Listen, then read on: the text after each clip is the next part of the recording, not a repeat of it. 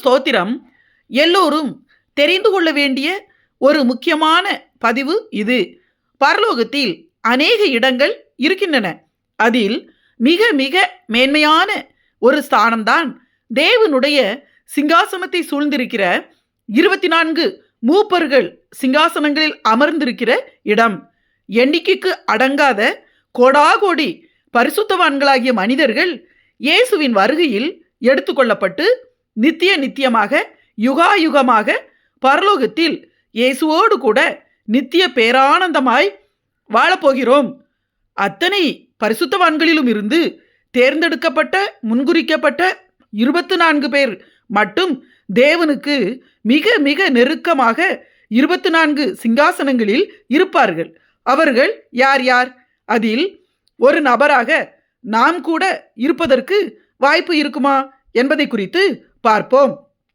வெளிப்படுத்தின விசேஷம் 4ஆம் அதிகாரம் 2ஆம் வசனத்திலிருந்து 4ஆம் வசனம் வரை.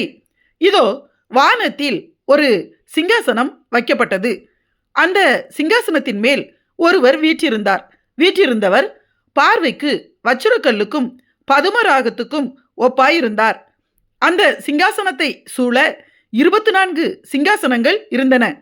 24 மூப்பர்கள் வெண் வஸ்திரம் தரித்து தங்கள் சிரசுகளில் பொன்முடி சூடி அந்த சிங்காசனங்களின் மேல் உட்கார்ந்திருக்க கண்டேன் என்று எழுதப்பட்டுள்ளது.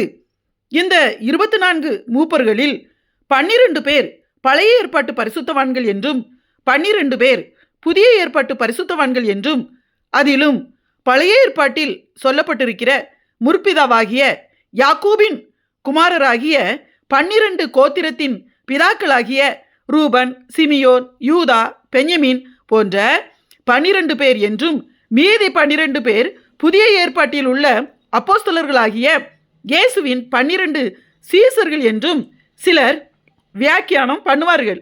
ஆனால் அப்படி அர்த்தம் அல்ல. அந்த 24 மூப்பர்களுமே புதிய ஏற்பாட்டு பரிசுத்தவான்கள் தான் என்பதும், அந்த 24 மூப்பர்களில் ஒருவர் கூட பழைய ஏற்பாட்டில் உள்ளவர்கள் இடம்பெற மாட்டார்கள் என்பதும் வசனத்தை வாசிக்கும் போது நாம் புரிந்து கொள்ள முடியும். வெளிப்படுத்தின விசேஷம் 5ஆம் அதிகாரம் 8ஆம் வசனத்திலிருந்து 10ஆம் வசனம் வரை 24 மூப்பர்களும் ஆட்டுக்குட்டியானவருக்கு முன்பாக வணக்கமாய் விழுந்து, நீர் அடிக்கப்பட்டு சகல கோத்திரங்களிலும் பாஷைக்காரரிலும் ஜனங்களிலும் ஜாதிகளிலும் இருந்து எங்களை தேவனுக்கென்று உம்முடைய இரத்தத்தினாலே மீட்டுக்கொண்டு எங்கள் தேவனுக்கு முன்பாக எங்களை ராஜாக்களும் ஆசாரியர்களும் ஆக்கினீர் என்று எழுதப்பட்டுள்ளது. ஆட்டுக்குட்டியானவர் என்ற வார்த்தை இயேசுவை குறிக்கும்.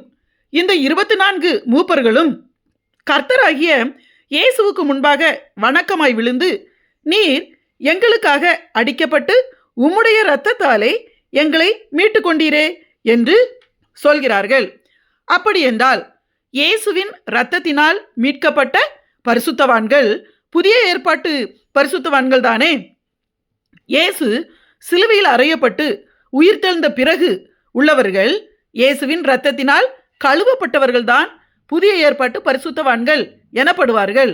ஆனால் சர்வ வல்லமையுள்ள தேவனாகிய கர்த்தர் இயேசு என்ற நாமத்தில் பூமியில் மனிதனாக பிறந்து மரித்து உயிர்த்தெழுவதற்கு முன்பு வரை உள்ளவர்கள் பழைய ஏற்பாட்டு பரிசுத்தவான்கள் எனப்படுவார்கள். பழைய ஏற்பாட்டு பரிசுத்தவான்களுக்காக இயேசு இரத்தம் சிந்தவில்லை. அவர்கள் இயேசுவின் இரத்தத்தால் மீட்கப்பட்டவர்கள் அல்ல. அது யாராக இருந்தாலும், ஆதாமிலிருந்து யோவான் ஸ்நானகன் வரை யாராக இருந்தாலும் சரி, அவர்கள் இயேசுவின் இரத்தத்தால் மீட்கப்பட்டவர்கள் அல்ல. ஆனால் இந்த 24 மூப்பர்களுமே இயேசுவின் இரத்தத்தால் மீட்கப்பட்டவர்கள். அப்படி என்றால் இந்த 24 மூப்பர்களுமே புதிய ஏற்பாட்டின் காலத்தில் உள்ளவர்கள்தான் என்பதை மிக தெளிவாக புரிந்து கொள்ள முடியும்.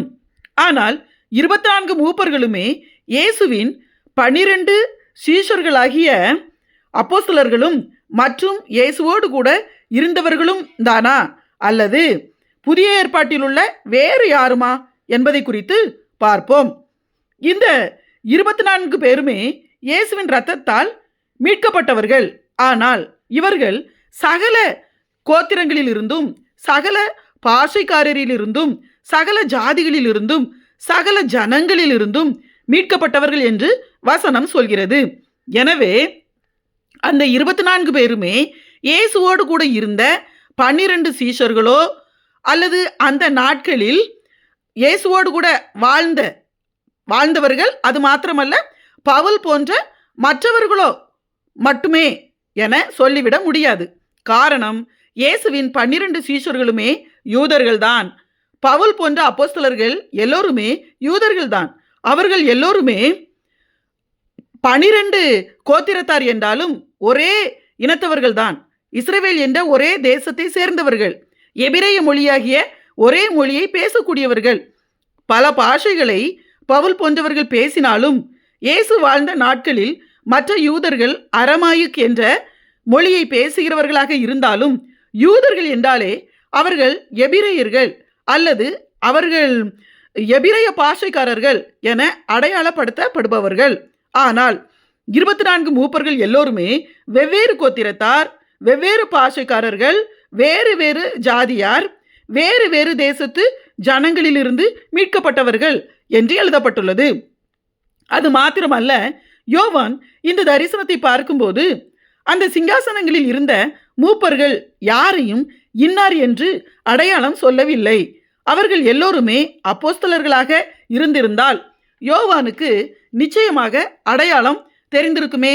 காரணம், இயேசுவின் சீசர்களில் கடைசியாக மரித்தவர் யோவான் தான். மற்ற எல்லோருமே பவுல் அப்போஸ்தலன் உட்பட யோவான் மரிப்பதற்கு முன்பே இரத்த சாட்சிகளாக மரித்து விட்டார்கள். அவர்கள் எல்லாம் மரித்த பிறகு யோவானின் முதிர் வயதில் அவருடைய 90 வயதுக்கு மேல்தான் அவர் பத்மு தீவுக்கு நாடு கடத்தப்பட்டார். இயேசுவை அறிவித்தது நிமித்தம் அங்கே அவர் தனிமையாக அவருடைய முதிர் வயதில் மிக கடினமாக தண்டிக்கப்பட்டு சித்திரவதை பண்ணப்பட்டார். அப்போதுதான் கர்த்தராகிய இயேசு வெளிப்படுத்தின விசேஷ தரிசனங்களை அவருக்கு வெளிப்படுத்தினார். அந்த பரலோக தரிசனத்தில்தான் யோவான் இந்த 24 மூப்பர்களை பார்க்கிறார். அந்த 12 சீசர்களாகிய அப்போஸ்தலர்கள் அந்த சிங்காசனங்களில் இருந்திருந்தால் யோவானுக்கு அடையாளம் தெரிந்திருக்குமே. தன்னுடைய சகோதரனாகிய யாக்கோபு மற்றும் பேதுரு, அந்திரேயா, தோமா போன்றவர்களை அந்த சிங்காசனங்களில் கண்டேன் என்று எழுதியிருப்பாரே. ஆனால் யோவான் அப்படி யாரையும் குறிப்பிட்டு சொல்லவில்லை. எனவே 24 பேருமே அப்போஸ்தலர்கள்தான் என கூறிவிட முடியாது. அதற்காக அப்போஸ்தலர்கள் யாருமே அந்த 24 மூப்பர்களில் இருக்க மாட்டார்கள் என்றும் சொல்லிவிட முடியாது. அவர்களிலும் சிலர் இருக்க வாய்ப்பிருக்கிறது. மற்றவர்கள் இன்னும் பல மேன்மையான ஸ்தானங்களில் இருப்பார்கள். ஆனால் 24 மூப்பர்களில் இயேசு உயிர்த்தெழுந்ததிலிருந்து இயேசுவின் இரகசிய வருகையில் எடுத்துக்கொள்ளப்படும் நாள் வரை வாழ்கிற கிறிஸ்தவர்களில் யாராக வேண்டுமானாலும் இருக்கலாம். அந்த 24 பேரில் இயேசுவின் சீசர்களில் சிலரும் இருக்கலாம். மற்றவர்கள் புறஜாதியரிலிருந்து ரட்சிக்கப்பட்ட கிறிஸ்தவர்கள் யாராகவும் இருக்கலாம். கர்த்தருக்காக வைராக்கியமாய் வாழ்ந்தவர்கள், இயேசுவை அதிகமாய் நேசித்தவர்கள், இயேசுவுக்காக எல்லாவற்றையும் இழந்து அதிகமாய் பாடு அனுபவித்தவர்கள், இரத்த சாட்சியாய் மரித்தவர்கள், நிந்தை அவமானங்களை இயேசுவுக்காக சகித்தவர்கள் யாராகவும் இருக்கலாம். கர்த்தருக்கு சித்தமானால் நீங்கள் கூட அதில் ஒருவராக இருக்கலாம். முந்தினோர் பிந்தினோராயும் பிந்தினோர் முந்தினோராயும் இருப்பார்கள் என்று வசனமே சொல்கிறது. தேவனால் கூடாத காரியம் ஒன்றுமே இல்லை. பிதாவின் வலது பார்சத்தில் உள்ள மேலானவைகளையே நாடுங்கள் என்று வசனம் சொல்கிறது. எனவே இம்மைக்காக மாத்திரமல்ல, நாம் நித்தியமாய் வாழப்போகிற பரலோகத்தில் உள்ள மேலான வாசஸ்தலங்களை வாஞ்சித்து பரிசுத்தமாய் வாழ்வோம். நாம் நினைப்பதற்கும் வேண்டிக் கொள்வதற்கும் அதிகமாக கர்த்தர் நம்மை உன்னதத்தில் உயர்த்துவார். ஆமென்.